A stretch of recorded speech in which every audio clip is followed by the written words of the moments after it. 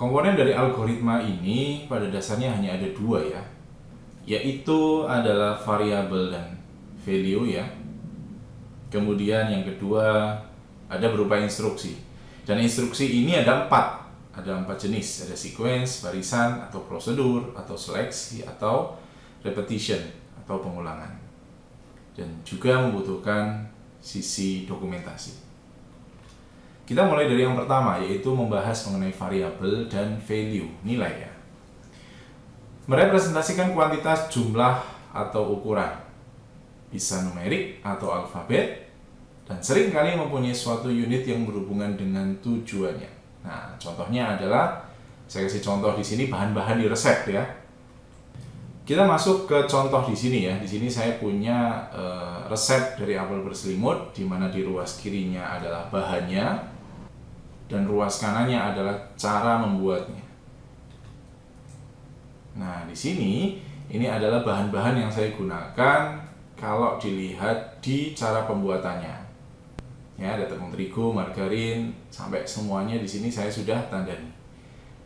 Nah, dari ilustrasi ini kemudian kita buat suatu definisi variabel. Variabel itu adalah wadah untuk nilai, yaitu tempat untuk menyimpan value-value. Contohnya, jadi kalau variabel itu kita ibaratkan sebuah toples ya. Jadi toples itu dapat berisi nilainya apa saja. Oh, ada kue, ada gula, ada roti, dan sebagainya. Oke. Kemudian pembatasan dalam variabel dapat dibatasi supaya berisi suatu tipe tertentu dari nilai. Artinya, kalau wadah itu saya berikan isi apapun, maka itu sudah tidak menjadi variabel yang unik. Nah, sebagai contoh di sini saya punya ilustrasi ada beberapa macam kue, tapi wadahnya adalah sebuah botol seperti ini. Nah, kan berarti tidak pas ya. Tidak pas sesuai dengan apa yang mau dimasukkan ke wadah. Sehingga kita harus selektif untuk memilih variabel dan nilainya. Contoh misalkan variabelnya adalah integer, yaitu bilangan bulat. Maka nilai-nilai yang masuk itu adalah bilangan-bilangan bulat. Kalau saya punya 1,2 itu berarti bukan bilangan bulat. Gitu ya. Jadi gambarannya variabel dan nilai adalah variabel itu wadahnya, nilai itu adalah isinya nanti. Dan kalau bisa nilai itu harus sesuai dengan variabelnya. Nah, itu tadi mengenai value dan variabel. Kemudian kita masuk yang kedua, yaitu instruksi. Instruksi sesuai dengan katanya ya, instruksi itu adalah suatu kegiatan atau action yang sifatnya sederhana, tidak mempunyai makna ganda, diketahui oleh sistem, dan harus dapat benar-benar dikerjakan. Nah, ini harus punya semua nih. Jadi selain sederhana, dia juga harus punya makna ganda, kemudian dikenal oleh sistem, dan harus benar-benar dapat dikerjakan. Contohnya dari instruksi. Saya tuliskan buka sepatu kamu, hitung sampai 10, potong sepanjang garis putus-putus, tarik tali pembuka parasut perlahan-lahan, saring 10 gram arsenik. Nah, petunjuk untuk melakukan kegiatannya itu yang merah ya. Pada nilai dan variabel. Nah, nilai dan variabelnya di sini yang diberi warna biru. Jadi kalau ini buka, hitung, potong sepanjang, tarik, saring itu adalah kegiatan instruksinya. Kemudian ada sepatu, ada 10, ada ini, itu semua adalah nilai dan variabel. Suatu instruksi hanya dapat diaplikasikan pada tipe nilai atau variabel tertentu. Contoh, kita mau menginstruksikan potong. Maka variabel atau nilai yang kita perlukan adalah yang seperti ini ya. Ada wortel, ada brokoli, ada apa ini? Bawang ya. Jangan sampai variabelnya itu adalah boneka, ada botol kaca seperti ini, ada gelas kaca. Jadi instruksi ini sesuai dengan nilai dan variabel tertentu saja, jadi tidak semuanya. Dan rekomendasi instruksi adalah ketika menulis sebuah algoritma, buat setiap instruksinya sederhana dan tidak bermakna ganda. Contoh ya, cut chicken into pieces and brown the pieces on all sides in a casserole dish in hot olive oil. Jadi potong ayamnya menjadi bagian dan brown ya, dan masak. Bagian itu untuk setiap sisinya menggunakan minyak panas. Kalau ini hanya dalam satu kalimat, maka ini tidak sederhana. Karena di situ ada beberapa aksi, beberapa instruksi. Harusnya yang kita tulis adalah per instruksinya. Pertama adalah cut chicken into pieces, jadi potong ayamnya sesuai dengan potongan kecil-kecil mungkin. Heat olive oil in casserole dish, berarti panaskan minyak di dalam wadahnya ya. Kemudian brown the chicken pieces into the casserole dish, lalu masak di situ. Oke, paham? Jadi instruksinya harus sederhana. Dan selanjutnya adalah mengenai barisan. Ya, kalau instruksi tadi adalah kegiatannya, kemudian ini barisan. Barisan itu terdiri dari deretan instruksi, dijalankan satu persatu secara berurutan, tanpa keraguan-raguan atau pertanyaan. Nah, ini yang sering kali salah tuh, tanpa keraguan-raguan atau pertanyaan. Contohnya, bagaimana memasak gourmet meal. Nah, ini gambarnya. Oke, saya kasih barisannya seperti ini. Dan barisan itu terdiri dari beberapa macam instruksi ya. Jadi instruksi pertama, buka pintu freezer. Instruksi kedua, ambil gourmet meal. Kemudian instruksi ketiga, tutup pintu. Sampai yang ke-12. Nah, berarti kalau barisan ini adalah instruksi-instruksi yang saling terkait ya, dan dituangkan untuk salah satu tujuan tertentu. Kemudian yang selanjutnya dari instruksi adalah prosedur. Bagaimana prosedur ini? Jadi prosedur di sini adalah penamaan barisan instruksi. Jadi barisan instruksi itu kita bisa menamai dengan sesuatu hal. Contoh kalau tadi adalah memasak gourmet meal, itu namanya, atau itu nama prosedurnya ya. Nah sekarang ini saya membuat prosedur mengemudi ke kampus. Seperti apa prosedurnya? Berarti prosedur mengemudi ke kampus yang pertama, ambil kunci mobil, matikan alarm mobil, buka pintu mobil, sampai yang ke-60, aktifkan alarm. Jadi prosedur ini adalah kayak semacam penamaan dari kegiatan. Kegiatan ini apa dinamakan? Oh, kegiatan mengemudi ke kampus. Ini contohnya ya. Ini kalau saya buat dalam bahasa pemrograman, prosedur kegiatan hari Rabu. Berarti kira-kira ngapain saja saya? Oh, bangun, mandi, sarapan, mengemudi ke kampus, kuliah program komputer, dan seterusnya, mengemudi dari kampus, dan seterusnya. Oh, ternyata dalam suatu prosedur, saya juga bisa membuat prosedur lain. Jadi ada suatu prosedur di dalam prosedur.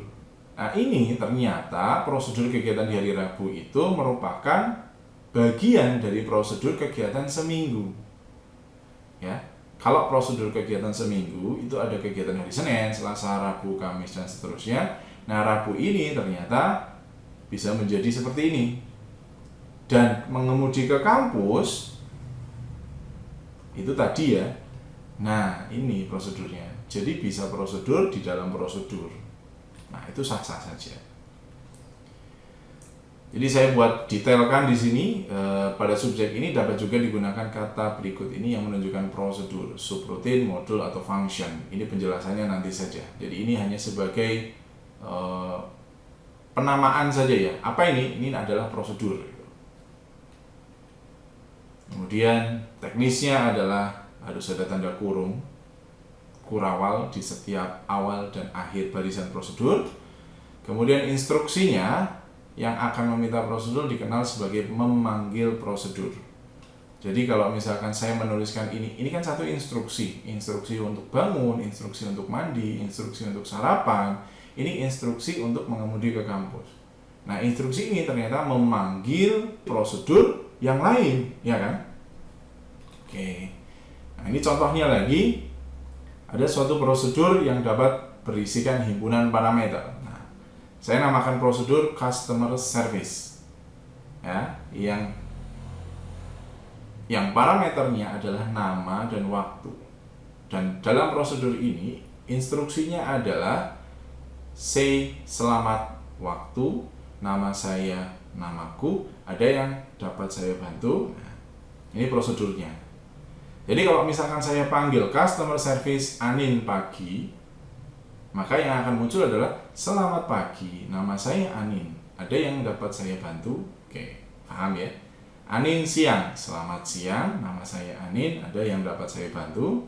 Atau Aji siang, selamat siang, nama saya Aji. Ada yang dapat saya bantu? Itu adalah konsep dari prosedur. Jadi ada prosedur yang butuh parameter, ada prosedur yang tidak membutuhkan parameter. Kalau mengemudi di kampus tadi, itu tidak butuh parameter, tapi yang ini butuh parameter. Nah, selanjutnya adalah seleksi. Sesuai dengan namanya ya, seleksi. Berarti ada iya, ada tidak. Instruksi yang memutuskan barisan mana dari dua buah barisan yang dijalankan. Jadi kayak semacam ada pilihan, barisan mana dari dua yang nanti dijalankan. Dan pilihan itu berdasarkan kondisi benar atau salah. Contohnya, saya berikan di sini memperbaiki mobil dan kebalikan ya. Kita coba cek contohnya. If mesin mogok, berarti jika mesin mogok, maka cek bahan bakar, cek busi, cek karburator, else cek distributor, cek koil. Oke, ini merupakan salah satu dari apa ini? Prosedur apabila mesin mogok. Maka if mesin mogok itu adalah kondisi yang harus diketahui benar atau salah. Jika mesin mogok, ya atau tidak. Kalau iya, maka yang dilakukan adalah kita harus cek bahan bakar, cek busi, dan cek karburator. Nah, kalau salah, cek distributor dan cek koil. Oke ya, paham ya? Jadi yang atas yang benar, yang bawah yang salah. Kemudian contoh lagi, misalkan buat algoritma untuk menghitung kebalikan dari sebuah bilangan. Contoh, misalkan kebalikan dari 2 adalah setengah. Kebalikan dari min 3/4 adalah min 4/3. Tapi kebalikan dari 0, 1/0 ya. 1/0 itu adalah tak terdefinisi. Ya, ada yang bilang tak terdefinisi, ada yang bilang tak terhingga. Whatever, tapi bukan itu poinnya ya. Algoritmanya seperti apa? If 6 tidak sama dengan 0, then outputnya 1/6, else outputnya infinite. Ya, kita bisa mulai membaca ini algoritmanya.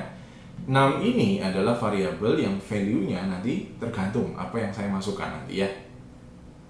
Kemudian kondisi. Nah, di sini kondisinya. Kondisinya 6 tidak sama dengan 0.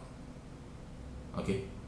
Lalu untuk value yang diberikan oleh 6 hanya salah satu dari barisan ini yang dijalankan, merah atau hijau. Ingat, fungsi if ini benar dan salah. 6 tidak sama dengan 0. Dijalankan apabila 6 tidak sama dengan 0 berarti benar ya. Oke. Nah, ini dijalankan jika 6 sama dengan 0 berarti salah. Oke ya, sangat simpel ya. Benar, salah. Dan kondisinya sudah kita tentukan di awal. Kemudian saya punya pertanyaan di sini. Apakah algoritma di bawah ini menghasilkan output yang sama? Kita cek ya, algoritma pertama, bedanya apa ini? Input, then output, else, output, infinite. Oke, hampir sama dengan yang tadi ya, malah sama kayaknya ya. Kemudian algoritma kedua, ternyata input, oke, if-nya sama, then-nya sama, output-nya ini. Nah, ini ada output infinite, jadi tidak ada else. Menurut kalian, beda atau sama? Nah, jawabannya nanti kalian sertakan di kolom diskusi. Kemudian seleksi ini juga bisa digunakan untuk beberapa kondisi. Jadi bukan hanya satu kondisi, ada beberapa kondisi.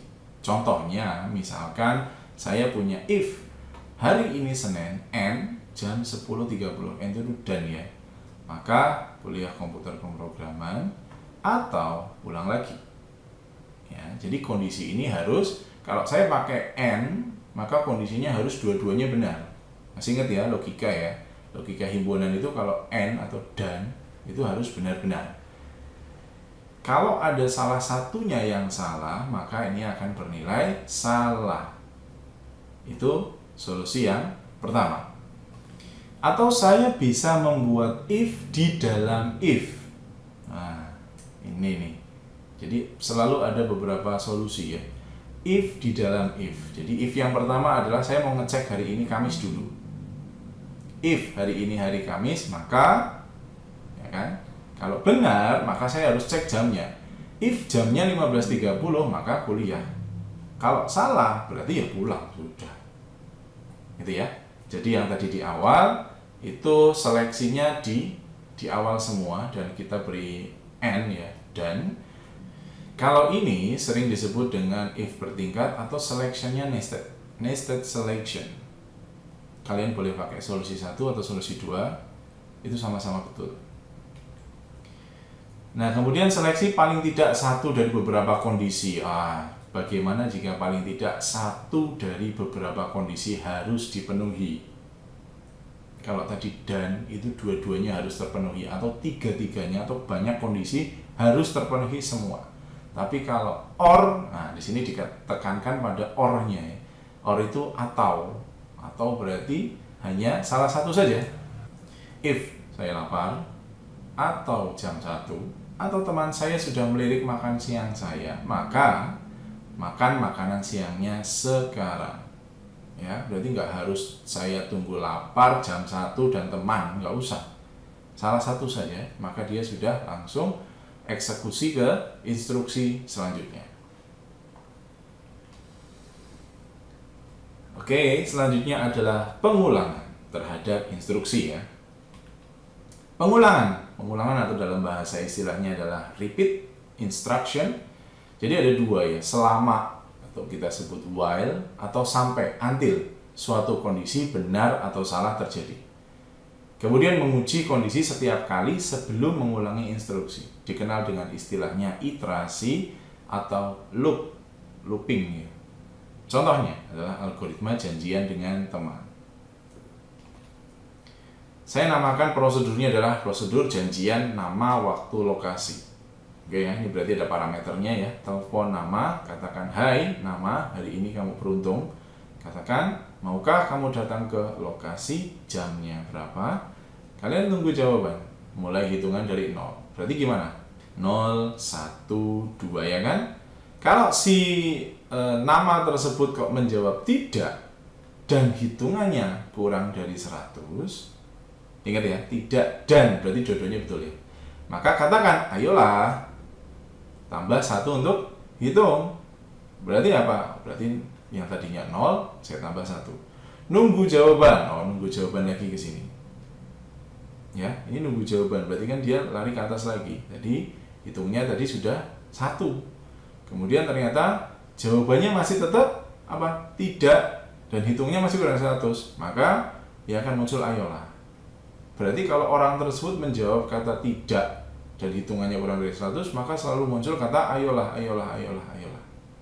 Dan kalau misalkan jawabannya ya, atau salah satu ini salah, maka dia akan berhenti. Di sini tidak ada sih. Oke ya. Nah, ini adalah kondisi diuji sebelum barisannya dijalankan. Jadi barisannya akan dijalankan, kondisinya apa? Menunggu jawabannya. Jawaban tidak, maka jadi ayolah. Jawaban iya, berarti selesai. Kemudian barisan mungkin tidak akan dijalankan sama sekali. Karena apa yuk? Karena jawaban tadi bisa tak tulis iya. Kalau iya berarti dia nggak mengarah ke sini. Sama, kalau saya jawab tidak, tapi hitungannya sudah lebih dari 100, ya saya juga nggak akan ke sini. Saya akan langsung selesai. Makanya barisan ini mungkin tidak akan dijalankan. Kemudian pastikan value awal dari variabel yang digunakan dalam kondisi disusun dengan benar. Nah, maksudnya apa? Value awal itu adalah saya kan menginput kata tidak ya, maka value-nya harus dalam, saya inputnya itu jangan bilangan gitu ya, tapi lebih ke kata-kata. Dan kata-katanya pun mungkin sudah ditetapkan, menulis tidak itu harus kecil semua, ya kan? Bukan jadi no, bukan jadi enggak, dan lain sebagainya. Tidak boleh, harus ditetapkan. Kemudian pastikan variabel yang digunakan di kondisi diperbarui pada setiap iterasi. Maksudnya gini, diawali hitungnya dari 0, kemudian masuk ke ayolah. Nah, supaya ini bisa kembali ke ini, ya namanya iterasi kan harus muter lagi ya. Maka hitungnya tadi harus ditambahkan dengan 1, jadi harus jalan 0. Kalau 0 terus jawabannya tidak, muncul ayolah. Nah, dari sini nolnya tadi nambah 1. 1, jawabannya masih tidak. Oh, berarti masih ayolah. Dan nambah 1 lagi. Jadi terus, makanya hitungnya ini kita kasih batasan supaya kurang dari 100. Dan kalau tidak dikasih tambahan, nanti bisa jadi dia akan terus. Nah, ini hanya kondisional saja. Boleh kasih ini, boleh tidak. Kemudian, nah misalkan seperti ini. Ini kalau saya tidak menambahkan tadi ya, penambahan variabel hitungnya ya. Jawaban tidak hitung kurang dari 100. Kalau tidak ya, maka selalu ayolah. Karena apa? Karena hitungnya 0 terus. Tidak ada nambah di sini. Paham nggak? Jadi hitungnya itu selalu 0. Kalau tadi kan hitungnya nambah 1. Jadi suatu saat pasti dia akan ke 99 kan. Dan kalau sudah 100 berarti dia akan berhenti. Mau jawabannya apapun, dia pasti akan berhenti. Nah, tapi kalau ini, maka bisa jadi kalau jawabannya masih tidak, ya ayolah. Gitu ya. Oke. Nah, ini adalah salah satu problem, yaitu mengenai penjumlahan bilangan bulat ya, dari 1, 2, 3 sampai N. Ya, caranya gimana? Berarti kita tentukan dulu jumlah yang pertama adalah 1. Ya, jumlah yang pertama adalah 1. Kemudian jumlah yang kedua adalah S-nya nambah 2. Berarti kan sebenarnya 1 tambah 2 kan gitu. S sama dengan S plus 3. Berarti S ini adalah S yang baru kan ya. Jadi S ini yang diterapkan di sini itu bukan lagi 1. Makanya dinamakan sum the positive integer sampai N. Kemudian print, kemudian end of algorithm. Nah, ini cara membuat agar komputer bisa menjalankan apa yang kita mau. Itu berpikirnya harus seperti ini. Nah, ini contoh dari flowchartnya ya. Jadi ketika saya punya start, n fixed number, s is unknown. Ya, berarti saya harus masukkan n-nya dulu. Saya mau menjumlahkan 10 deh, 10 bilangan. Ya, berarti pertama adalah s-nya sama dengan 1, karena tadi saya memasukkannya 10 ya. Berarti iterasinya nanti sampai 10 nih. Ini nambah 2 ya. S ini nanti nambah 3, S ini sampai S-nya tambah 10. Nah, itu baru di print S. Kemudian di sini stop. Atau saya boleh menggunakan yang ini juga. N fixed number, I sama dengan 1, S sama dengan 1. Jadi kalau I-nya sama dengan 1, ya, I1 itu kayak semacam indeks ya. Jadi indeksnya 1 nambah 1, S-nya nambah I. Jadi kalau indeksnya 2, maka S-nya nambah 2. Indeksnya 3, S-nya nambah 3. Nah, kalau indeksnya sampai dengan N, jadi kan selesai. Kalau I-nya belum sama dengan N, maka dia akan muter. Ini yang dimaksud dengan looping. Jadi dia akan muter-muter sampai kondisi ini benar. Kalau kondisi ini benar atau terpenuhi, maka dia akan lari ke selanjutnya. Kalau ini adalah division algorithm ya, algoritma pembagian. Saya rasa ini di teori bilangan ya. Ini hanya contoh simulasi programnya. Ini untuk iteratif Fibonacci. Apa itu? Deret Fibonacci. Ini contohnya. Nah, jadi yang terakhir adalah mengenai dokumentasi dari program. Bagaimana maksudnya? Maksudnya adalah catat apa yang dikerjakan algoritma, kemudian gambarkan bagaimana algoritma tersebut menjalankannya, terangkan tujuan dari setiap komponen algoritma, catat batasan atau harapannya. Contoh, janjian dengan teman ya. Dan yang terakhir adalah, ini adalah cara berpikirnya. Jadi yang pertama yang harus kalian tetapkan adalah definisikan masalahnya dulu secara jelas. Selanjutnya analisa masalah tersebut selengkap-lengkapnya sesuai dengan apa yang kalian pahami. Lalu desain algoritma yang cermat. Boleh sih kalian membentuk suatu algoritma yang panjang, karena itu butuh waktu dan butuh pengalaman ya. Kemudian mengkodekan, artinya membuat algoritma tadi menjadi bahasa kode secara efisien. Setelah itu kita uji kodenya dan lalu dokumentasikan. Dokumentasi itu maksudnya diberi nama atau diberi penjelasan setiap barisnya dan lain sebagainya. Nah, itu adalah bahan dari pertemuan yang kedua.